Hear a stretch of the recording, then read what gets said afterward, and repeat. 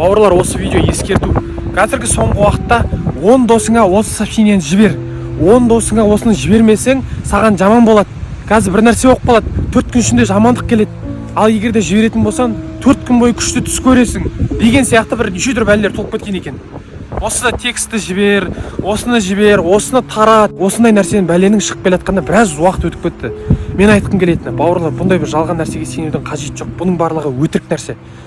4 күн ішінде ананы жібермесең былай болады, былай болсаң былай болады дейтін өтірік әңгімеге сенбеңіздер, бауырлар. Қаншама адамдар осы жалған ақпаратты таратып жатыр сенгендіктен. Бірақ бұл сенетін нәрсе емес та. Бауырлар, осы видеоны барынша репост қылайық. Көп адамдар білсін. 10 адамға жібер, бүйт, сөйт деген нәрсені қойыңыздар, бауырлар. Жақсылық пен жамандық Алладан, тек Алладан жақсы нәрсені тілек. Ал мына жақта болыватқан болмайтын 10 сообщение жібер деген нәрселердің барлығы, оның барлығы жалған нәрселер. Сол үшін сенудің қажеті жоқ. Ассаламу алейкум рахматуллахи ва баракатух.